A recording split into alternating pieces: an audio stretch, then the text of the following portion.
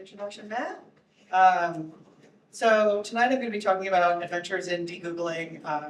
Part of that has been the absolute heck that I have gone through to present this today. So with this, I'm using, just to talk about my tools for a second, I'm using LibreOffice Impress to present. But you can't look at speaker notes at the same time that you are presenting with LibreImpress. So I uploaded it to Google Slides. Yes, it's hilarious. And I am looking at the speaker notes on my phone, so I'll be advancing 2 at a time. So let's get started. So I have found that fewer and fewer people are asking me why you would want to leave Google, which I think is super fascinating, but it does still deserve an answer. I personally used to love Google. I was in the Gmail beta.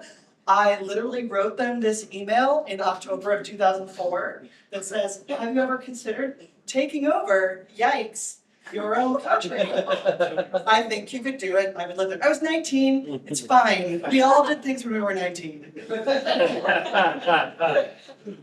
However, the thing is I don't consent anymore, and they don't ask me if I consent to the sale of all of my data. So that email that I wrote was 15 years ago, and I've been using them for some time even before that. Again, I was in the Gmail beta, and I'm sure that plenty of you remember the rush of using Google when they were like first around. All of the information was organized. You didn't have to like mud through like ads upon ads upon ads and pop-ups and crap with like Hotbot and Dogpile. So I was super eager to use Google, and I was super eager to move to Gmail. And now I have stopped that, and it is hard. Movement on all of these pieces is slow, but I'd like to share with you what I have done. So there are a few obvious places to start. I have been using Firefox for years, and DuckDuckGo, another search engine, for some time. But the first major step that I took, and I classify that as the things that start to impact other people, which is what makes it a lot harder. If you have to tell people, like, I'm moving off of this email address that I've had for 17 years or something, like, that's a big deal. People don't understand it. They're annoyed. They send things to your old place all the time. Personally, I don't want to put a forwarding on my old email because I want people to learn. And I don't want Google to continue to be able to mine that data, which they still would be able to do.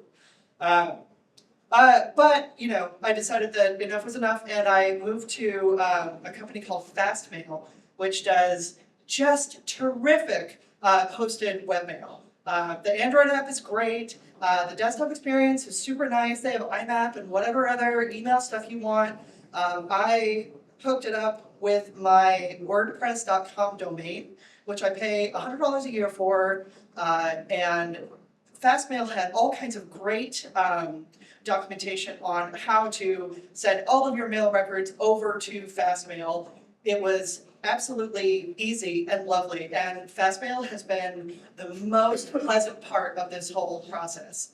The funny thing is it costs $5 a month forever, which I found to be like I have a job, like I'm okay, you know, but the idea of paying $5 a month forever was like this hilarious commitment that I had to like wrangle with briefly. Like, it's not like I won't literally go buy a latte after this that costs maybe $6, you know, like it's not, it shouldn't be that big of a thought, but I was like, geez, forever though, I don't know, that's wild. So that was a funny thing, but there's no ads, they don't track it, they have support built in, it's super lovely. If we get time, maybe I'll show you sort of my setup in there. It's so much nicer to use than Gmail, which is shocking, because, you know, we're all used to like having, some of us are used to having jobs that use Outlook or something completely different, and just going back to Gmail on your own time is just so much better or something like that.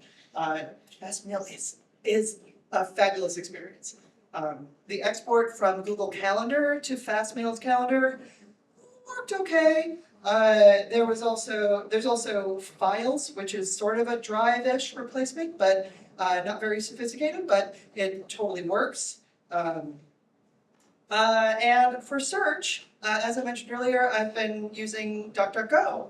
I love that Ron mentioned that earlier. I am personally trying to change my language because I'm always still saying, well, I'll just Google it or whatever. And I'm like, I will search for it on the internet. And it's like so clumsy still. But about one time in 20, I do still need to go to a slightly more authoritative search. And with DuckDuckGo, it's very easy. Along with your search term, Taylor Swift style YouTube, you can add G exclamation point, or excuse me, the other way, bang G, and these are called bang searches, and they drop you right into the Google search instead of DuckDuckGo if you think that those searches or those results will be more reliable. So sometimes I'll go through and be like, you know, these results just aren't very good. I really think that there's better stuff out there. So you can just hit a bang G on the search term. It works great, and you can still use DuckDuckGo for like 99% of your searches. But there are a million other community-submitted bang searches, which also make the adjustment just really lovely. And there's no ads, and they don't track you. And that is somehow revolutionary right now, even though like we've only been accustomed to this for like 15 years. It hasn't been that long, and yet we are bought and sold. And I get it, I am too. So for the browser, I will implore you to try Firefox again. If you are like me, when Firefox came out, you started using it and it was just lovely and so much better. And then Chrome came out and Firefox at the time was super heavy and slow and Chrome was just like lightning fast. Well, my friends, I'm here to tell you that that switch has flopped again. Firefox is speedy and fast and their nightlies are reliable and lovely. And Chrome is kind of a weird, boggy down problem, if you ask me. There are some things that aren't available in Firefox, but really like 99.9% is. And my web developer friends, which is not me, tell me that Firefox's web dev tools are just as good and in a lot of ways better. So I will ask you to give that another shot. It is awesome. Mozilla is a nonprofit, and they're not an ad company. We like to call Google a tech company, but like, can we just refocus? It's an ad company. It's not new. They're just using stuff that they get for free to sell to other people so that those people can make more money. Like ads are like old as time.